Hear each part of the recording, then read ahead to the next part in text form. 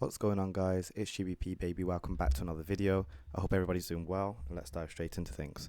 So we're going to start on the weekly on dollar, and you can see that we've just started the week off last week with April quite aggressively, with a displacement on the weekly to the downside. Now moving to the next following week, as we start to get towards the center or middle of April, I am anticipating a continuation. You can see that we had a break in market structure right here.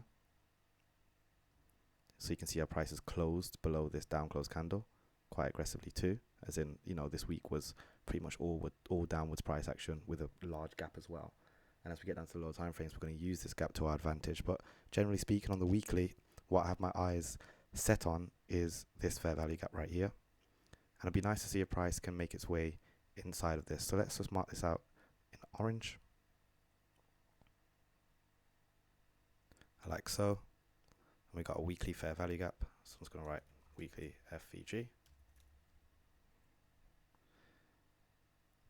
And then, as I said, moving into the new week, I want to see a down close week. So I'm looking for some kind of high to be made on the Monday or Tuesday, expansion Wednesday, Thursday, and for us to start pursuing this fair value gap in the discount as we move towards the end of the week on Thursday and into Friday. So let's go to the daily, and here's the gap I was talking about. And this is a volume imbalance because there's been no trading between here and here. And what we're going to do is we're going to draw this out. We're going to make this black, and this would be where I want the high to form. However, what I'm going to do is I'm going to split it in half with a middle line. I'll make it red, and this will be the highest I want to see price trade this week. So again, moving into Monday and Tuesday. Monday I don't tend to trade, but Monday, Tuesday I want to see some kind of rallying in towards this. Excuse me. I want to see some kind of rallying and then price to be rejected essentially within this range. We also have a relative equal highs here and here on the 4 hour. So if we can rally into here, like I said, hit that 50% level and turn over, that would be ideal, because then we can comfortably target that weekly fair value gap in the discount. Furthermore, we do have some relative equal lows residing below here. So it'd be nice to see if price can make its way towards this outside liquidity pool. So let's go down to the 1 hour and take a closer look. Again, you can see we've gapped higher. Here's that large gap I was just talking about between this high and this low.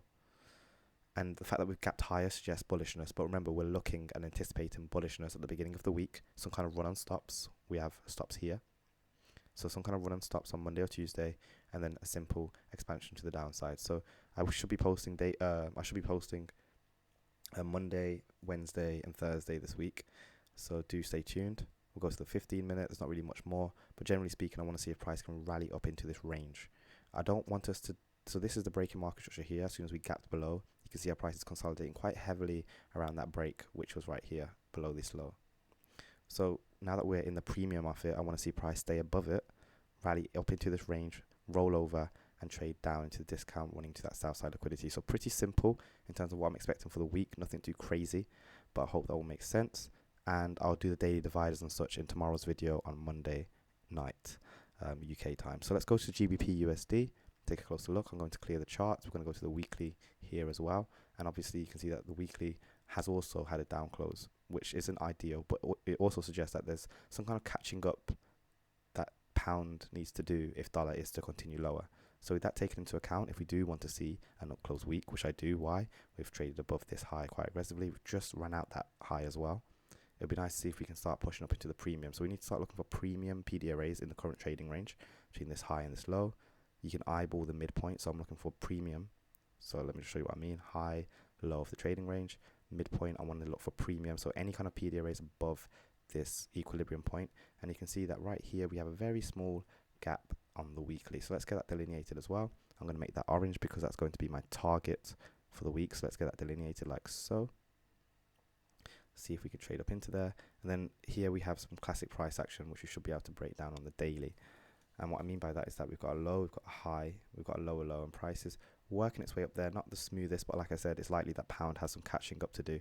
And with the high impact news that we have this week on pound with GDP, etc., it's likely we might see that later in the week. So although pound's struggling now, it'll be nice to see if we can see some kind of expansion up towards that small fair value gap in line with dollar dropping to the discount. But obviously for us to get up there, we need some kind of run on stops. So what kind of stops could we be running? Well, we need to start looking for discount PD arrays. So let's go to the 4 hour, and you can see that we have these lows below here. So moving into Monday and Tuesday, I want to see price drop below here first, and this will be where I'll be looking for my entry essentially. As price drops below that sell side liquidity pool, we have a large fair value gap right here between this high and this low. So let's get that delineated. I'm not going to keep this on the charts. This is just for your sake. I'll make it a lighter grey. And basically what I'm saying is that I want price to dip down into here. Again, we can use the 50% level to our advantage here, but I don't want to use this too closely just because it's the pair we're looking at here. So I don't want to be too strict on myself. My point is, as price falls into this range, I'm looking for rejection. I don't want to spend too much time in here, and then ideally price can roll around and trade higher later on in the week. Beautiful relative equal highs are all above here. So if this stays intact, if it gets to like Wednesday, and all of these highs here, all of these highs are still intact by say Tuesday or Wednesday, then there's no reason we can't anticipate that as a draw on liquidity later on in the week. So let's go down to the 1 hour. Again, huge displacement early hours, late hours Friday, and just as we're moving into Monday now.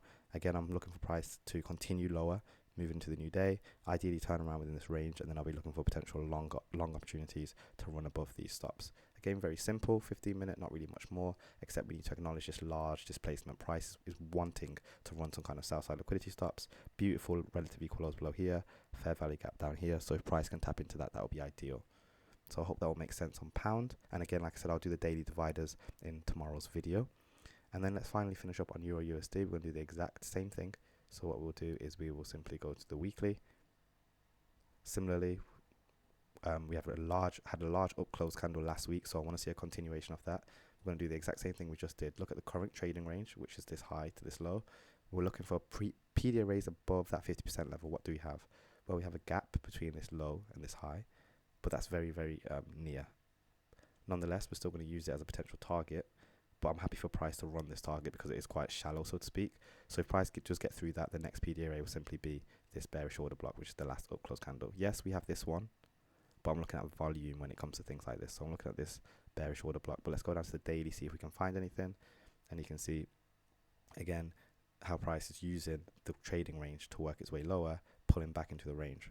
So if this is our target for the end of the week to be up in this premium, we need to look for potential discounts. We do have some kind of mitigation here, low, high, higher low, and prices are struggling to get up there. So this is why I'm anticipating weakness as we move into the early days of the week. So price can drop lower, fall below what I'm looking at, these lows, into Monday and Tuesday. But again, I don't trade Mondays. I want to see if price wants to go along with what I'm anticipating, which is for it to drop below this outside liquidity pool. If price can get down below there, that'd be nice. And then I'd look for a reversal on the back of the 25% level of the current trading range to then trade higher into the premium and into that fair value gap I was talking about with potential reach into a higher premium. But like I said, it seems like the pound is the one that has a little bit more work to do. So it's going to be an interesting week this week. I should be able to post, like I said, Monday night, Wednesday night, Thursday night. So do stay tuned, turn on post notifications. Hope you found this insightful. Very quick overview, but hopefully we can get into more detail tomorrow. Thank you so much for watching, and I'll catch you guys in the next one. Peace.